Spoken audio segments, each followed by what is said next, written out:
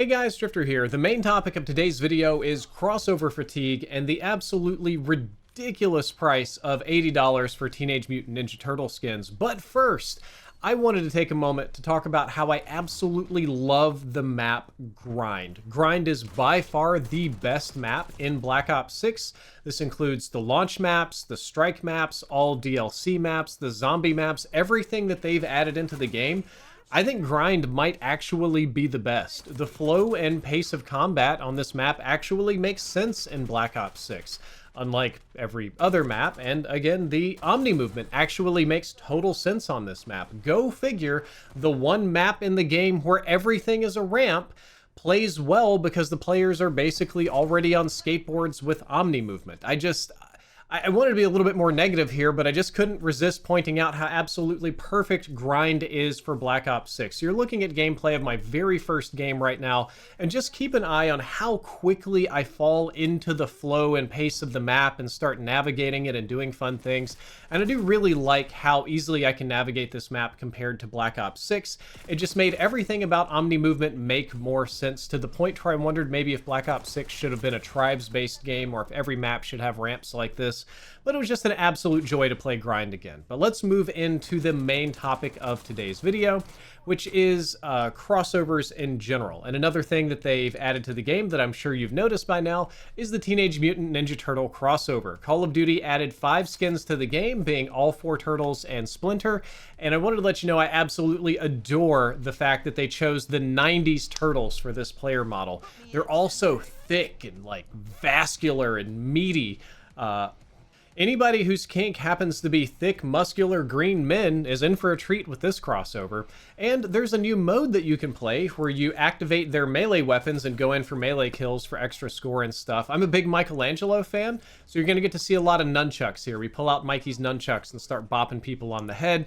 The mode is really fun. Your team is Turtles, the other team is Foot Clan. I think I look like Foot Clan to the other team, I'm not super sure.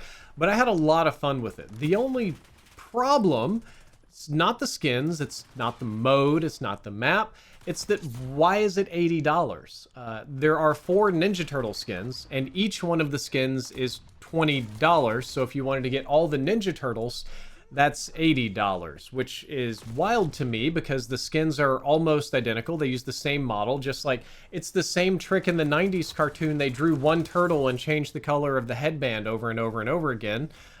Basically the same thing is going on here. There's little differences between them, but not huge ones.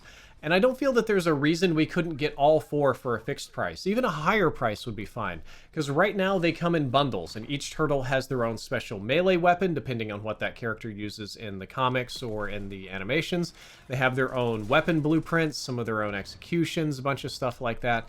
But it ultimately feels very unnecessary and a little bit price gougy. I would rather pay $30 or $40 or maybe even up to $45 or so to get all the turtles in a big bundle. I would rather have it be an expensive Mastercraft skin to get all the turtles, but maybe Activision knows something that I don't. They knew that I was cheap and that many elder millennials like me are cheap, and I decided just to get my favorite turtle, which is Michelangelo. And if you disagree with me about the fact that Michelangelo is the heart and soul of the Ninja Turtle team, then you're just objectively wrong, and I'll do a whole in-depth episode about it. But I wish that this was more affordable, more practical. I don't want to pay $80 to try all turtles. So as much as I enjoy the mode and I love the skins, it feels like a money grab. One thing that's not a money grab, though, is the fact that this video is sponsored by Logitech G. Logitech provides almost all of the equipment that I use to make my videos, from software to hardware, from headsets to mice to keyboards to a ton of stuff. If you want to check them out, they're linked down there below in the description. Any purchase with code DRIFTER saves you 5% off and helps me out with Logitech. So we'll go ahead and move back into the next section of commentary, which is that the elder millennials in the comments section of this video will let you know that Ninja Turtles was about the biggest entertainment franchise on the planet for a short amount of time in the 90s. I remember the movies were incredibly hyped, the cartoon was bumping, there were toys everywhere, there were accessories everywhere. I personally loved Ninja Turtles. I was all about it. I watched the cartoons and movies and stuff. I had a Ninja Turtle skateboard that I tried to do tricks on and mostly just face planted with. But I've got a very positive nostalgia association attached with Ninja Turtles. This made the new mode and the skins very easy for me to get into, and it certainly didn't hurt that I'm nostalgic for the map grind from Black Ops 2 and the gameplay from Black Ops 2. The map just went in so well with this like little, almost like my two different nostalgias are crossing over. We're getting very meta with the language here. But at the same time, there was something nagging at the back of my mind, preventing me from fully enjoying the experience. And I really thought about why I'm having fun with the game, I'm having fun with the weapons and the mode and everything. Why is there something inside of me that still feels a little bit empty? And I think that something was crossover fatigue. Call of Duty is approaching Fortnite levels of crossovers right now. The Terminator crossover is back to back with the Ninja Turtles crossover. I think I even saw like Terminator skulls floating around next to Ninja Turtle stuff for no particular reason. All of this on top of a mid-season update in the middle of a season update with other new maps and other new modes and guns and stuff going on. I feel like I barely had time to get used to seeing Terminators all over the place before now seeing Turtles all over every single map. The character models in Call of Duty are starting to look like my toy box from 1992. We've got the skeletal Terminators, we've got Judge Dredd in here, we got Ninja Turtles, we got all these old IPs coming in. I think Activision is aiming really hard for that elder millennial nostalgia market, because these are the people we're hitting the age where we finally have a little bit of money and it needs to get captured. But they're going very hard in other areas too, modern stuff. Off the top of my head, in recent years, we've had a wide variety of celebrities, Snoop Dogg, rappers, Rihanna, stuff like that. Beyonce, I think. We have The Boys, we have Alucard from Hellsing, Dune crossover, Terrifier 3 I did a whole video about, I wasn't expecting that one. And a few years back, we even had Godzilla himself in Call of Duty. The pace of these crossovers is just outrageous for me.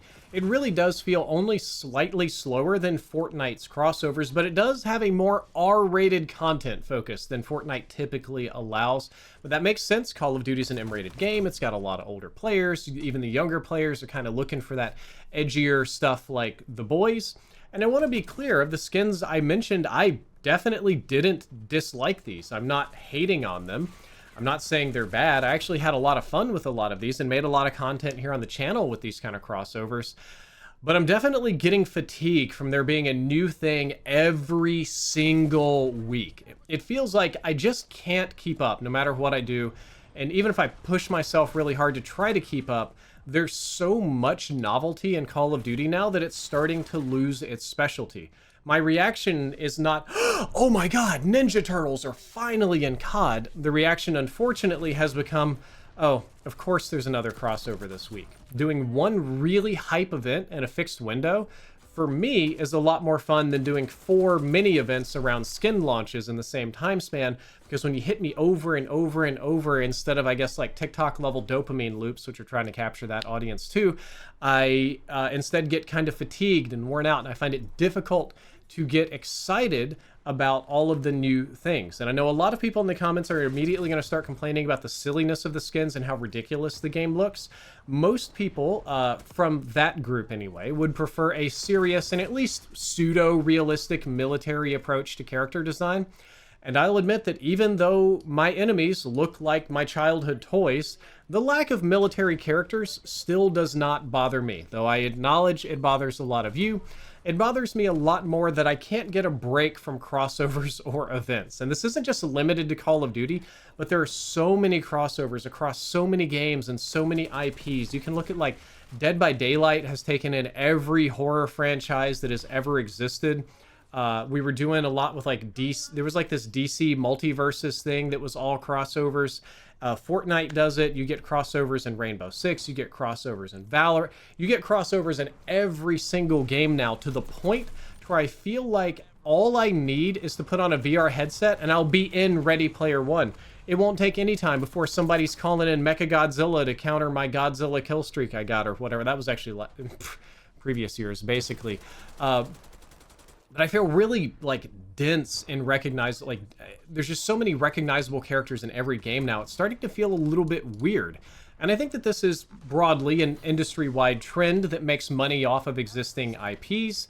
It's easy to capture that money, easy to roll out skins. Lots of people are willing to license them. but it is a trend that I need a break from. Boomer Drifter here is getting very tired of infinite crossovers all the time. And all of those sad complaints aside, I would highly encourage you all to check out the Ninja Turtles mode because it's fun, and you've gotta play grind. Oh my god, I'm gonna just take off all of this protective face gear so you can see my face when I say this. You've got to play grind in Black Ops 6. It makes the entire game make so much more sense. At least that was my impression. That's how I felt about it. Could be wrong. Could just be having a manic day. I don't really know for sure. But guys, I hope you enjoyed this video. I hope you learned something useful. If you did, don't forget to like, favorite, and subscribe. And check out Logitech G. Drifter out.